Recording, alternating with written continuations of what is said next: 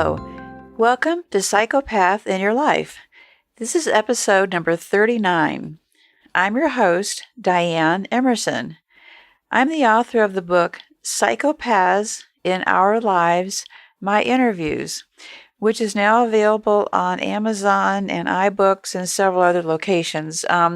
Amazon is the only location where you can find the paperback edition.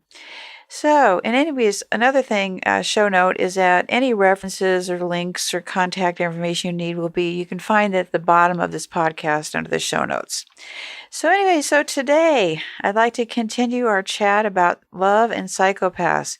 This is actually part 6 of that episode, which begins with episode number 33.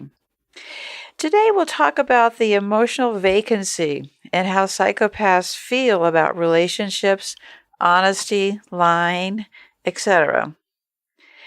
They need to know you in order to figure out the best way to hurt you. Psychopaths know how to get the information they need.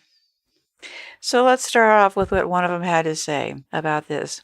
It is easy because I can read what they want, and they all say, I'm a good listener, which is kind of funny because they're telling me all I need to know to manipulate them or to make them think that we have a lot in common, or even that I feel the same way about them. I can be a superb listener.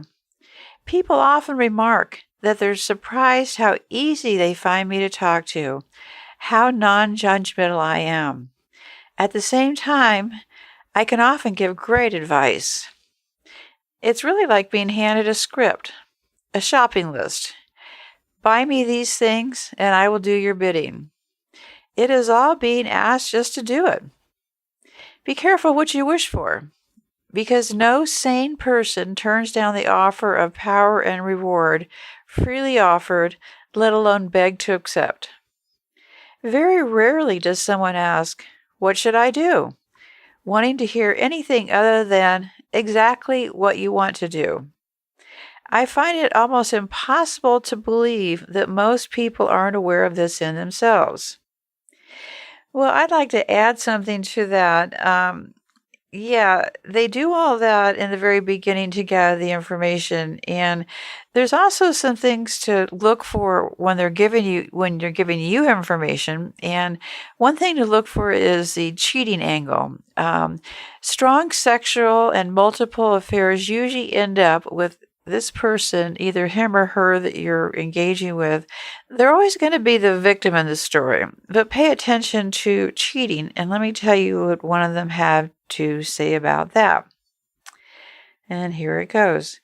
Perhaps unusually, I dislike cheating intensely. If I have engaged in a game, I shall show I am better at it and on the same term as others. So there is no doubt in their minds about it. Other people cheating upsets this and makes me look like a poor loser. When I catch them at it, which does not go down well, they would say I am cheating. I would say they are merely playing badly. Well, that kind of gives us some examples of what they think about cheating. It's really it's all part of a game, and I don't mean a game like a fun kind of a game for the victim. So, if, for example, one thing I had to ask them, if they were in a relationship for a couple of years, how long into this relationship do they, the psychopath, typically start making these kinds of comments? Do you wonder why they stay if they find this to be the case? Is there some feeling that they're trying to fix you and think they can make a better connection? And what I was also wanting to find out from them, are there some examples of how they might fix the situation? And here's what one of them said about their partners, and it goes to show you the extreme plotting that goes on. All of my ex-partners have said that I was emotionally disconnected, and they don't seem to feel wanted by me in a loving way. I have always been faithful, but I play mind games with them to put doubt in their heads. It is normally about 1 year into my relationships that people say I'm emotionally disconnected. but it is something they think is fixable or their fault. I normally try to find girls that have low self-esteem, or I use that year to lower it a bit and play the damage card, so they feel I need saving, in which they can try to be more loving to me to get me to change. But they never think that I was never connected, but I just make them think it was to get them to fall for me. I also hear a lot, "You need to open up to me." I never quite get that. I mean, I thought I was open. See, you can start to see how they can use this first year when they're playing the victim, and how they play the victim is key, and we'll get into that in the next episode. So now let's take a look at how they feel about the honesty part. They just don't really get it. And here's what one of them said. "I am actually quite a fan of honesty, preferably in others, but my own can also keep things simple and therefore easier to control. There are, in addition, what I suppose I would label passive routines of behavior, trust winning, sincerity, and so on. Sometimes they border on real, like a very weak radio signal. Nothing that can't be ignored, but sometimes there, like method acting, I suppose. Imagine a situation where I would exhibit all the traits of sincerity and be like that. It's a place, a window to look out of when you want a particular view. I suppose remorse is similar in that sometimes. After actions, I can intellectually appreciate that I should not have done what I did. However, I don't really feel sorry for it. In the same way as I don't feel sorry when I make a bad move in chess. I may be angry at having been distracted into making a mistake, but not sad. All but one ex I have made break up with me. That one didn't seem to get the hints and stayed too long. I normally like a partner for 2 to 4 years, and the longest was 6 years, but that seems to have been too long because she's gone mad from it and has been committed 3 times. So I think I will stick to a 4-year maximum. All my exes still talk to me and think I'm a nice guy, even after what I put them through. I tend to make them think it's their fault for everything. I never quite get that.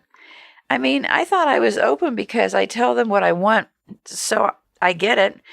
However, they mean emotionally, and I'm not emotional. So I'm stuck making up things to not seem walled off in an emotional sense. It's just annoying, because if stories conflict, then there it goes, on and on from there. It takes about 1 year for you to call me emotionally disconnected, because there's a bit of a breathing room at the start with getting to know each other. I'd say 3 to 4 months. Then month 6 to 7, they are so in love that they forgive me for not connecting yet. Until month 10, I get away with pretending that I connected because I start to tell them I love them. But that tends not to last, so it works out to be a year. Then they tend to try to fix me over the next year.